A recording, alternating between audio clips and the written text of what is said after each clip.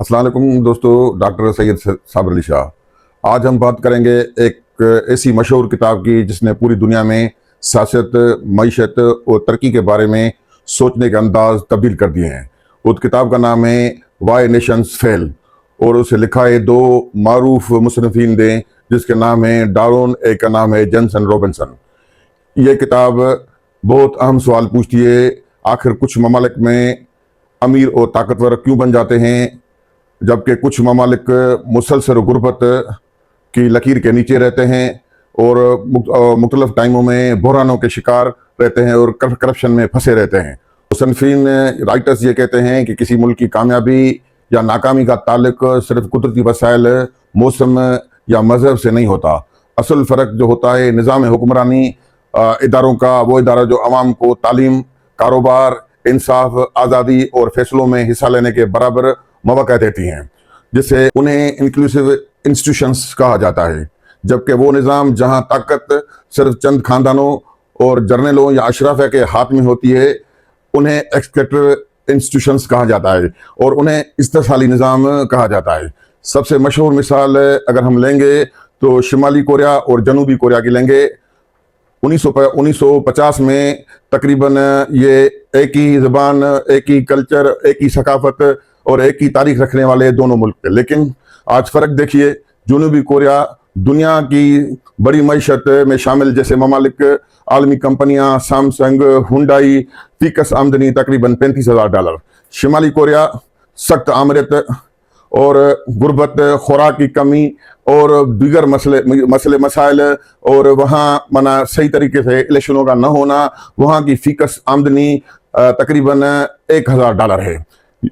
यानी जोग्राफिया एक, लोग एक, लेकिन निज़ाम मुख्तलिफ और नतीजा भी मुख्तलिफ। किताब में एक मिसाल यूनाइटेड किंगडम यानी यूके के भी दी गई है कि 1700 की दिहाई में बरतानिया में ऐसे कवानीन आए जिन्होंने लोगों को नई मशीनें बनाने, सरमायाकारी करने और कारोबार शुरू करने की आज़ादी दी।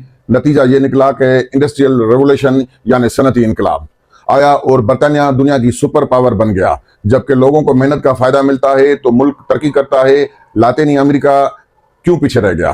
किताब के मुताबिक लातीनी अमेरिकन ममालिक में अमेरिका में नो आबादियाती दौर में ऐसा निज़ाम बनाया गया जहाँ दौलत सिर्फ चंद खानदानों के हाथ में रही। मसलन ज़मीन चंद जागीरदारों के पास, आम लोगों के लिए तालीम और सियासी ताकत महदूद। इसी वजह से बहुत से ममालिक कुदरती वसाइल होने के बावजूद तरक्की न कर सके। कुदरती वसाइल हमेशा तरक्की या कामयाबी नहीं देते। व्यूअर्स, दिलचस्प हकीकत यह है कि सऊदी अरबिया के पास तेल है और उनके पास दौलत भी है, जबकि वेनेजुएला को हम देखेंगे कि उनके पास भी तेल तो बहुत है, तेल के बड़े बड़े ज़खायर हैं, फिर भी वहाँ महंगाई, गुर्बत और मईशत तबाह है। तो सिर्फ यहाँ पर सवाल ये पैदा होता है कि सिर्फ वसाइल काफ़ी नहीं होते। असल चीज़ ये है कि उन वसाइल को चलाने वाला एक्चुअल निज़ाम। ताकतवर तबका तरक्की से क्यों डरता है? आप लोगों ने कभी सोचा है कि ताकतवर तबका जो है तरक्की से क्यों डरता है? किताब का एक बहुत अहम नुक्ता यह है कि ताकतवर लोग अक्सर वो तब्दीली से डरते हैं और तब्दीली को पसंद नहीं करते, क्योंकि नई टेक्नोलॉजी, आज़ाद मीडिया और बेहतर तालीम और मजबूत अवाम या मजबूत इदारे इनकी ताकत को चैलेंज करते हैं। अगर वो इदारे मजबूत होंगे, अवाम मजबूत होगा तो उनकी ताकत को चैलेंज करेंगे। इसलिए बाज़ ममालिक में जो है इस्लाहात को रोका जाता है और मेरिट को ख़त्म किया जाता है और अवाम को कमज़ोर किया जाता है।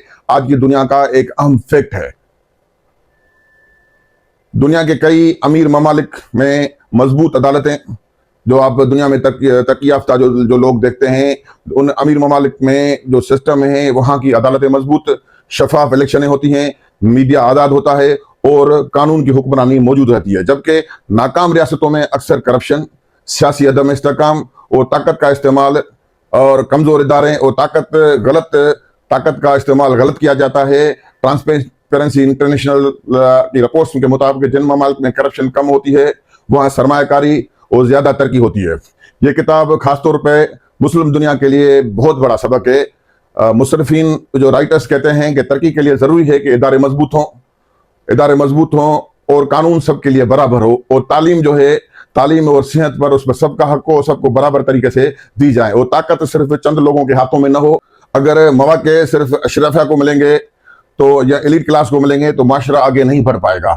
آخر میں کتاب میں ہمیں یہ سکھاتی ہے کہ قومیں اس لیے ناکام نہیں ہوتی کہ ان کے پاس وسائل کم ہوتے ہیں، بلکہ اس لیے ناکام ہوتی ہیں کیونکہ ان کے نظام کو آگے بڑھنے کا موقع نہیں دیتی، عوام کو پیچھے دھکیل دیا جاتا ہے۔ اور جب ادارے مضبوط ہوں، انصاف ہو اور عوام کو آزادی ملے تو ایک غریب ملک بھی دنیا کی طاقتور ترین ملک بن سکتا ہے۔ اب اس ساری صورتحال میں ہم اپنے آپ کا موازنہ کریں گے کہ ہم کہاں کھڑے ہیں۔ کیا ہمارے پاس ادارے آزاد ہیں؟ کیا ہماری عدالتیں آزاد ہیں؟ کیا جو حق حکمرانی کیا ہے صرف ان میں جو غریب لوگوں کو بھی پینیٹیٹ کیا جاتا ہے، غریب لوگوں کو بھی اٹھایا جاتا ہے؟ نہیں، یا تقریباً جو ہے آپ کے جتنے بھی ادارے ہیں جو ریکروٹمنٹ کرتے ہیں اس میں سفارشی کلچر چلتا ہے، یا غریب لوگوں کو آگے آنے دیا جاتا ہے یا نہیں؟ یہ سب وہ سوالات ہیں جو آپ کو میں چھوڑ کے جاتا ہوں۔ اگر یہ ساری صورتحال اس بلاگ میں آپ اپنے آپ کو ہم نے ڈھونڈنے کی کوشش کریں گے کہ آخر ہم کہاں کھڑے ہوئے ہیں۔ اگر میرا بلاگ آپ کو پسند آیا ہو اور میں وہ حقیقتیں بیان کی ہیں جس حقیقت سے ہم سارے گزر رہے ہیں، تو آپ اس بلاگ کو لائک کریں، شیئر کریں اور سبسکرائب کریں۔ تب تک کے لیے اللہ حافظ، تھینک یو۔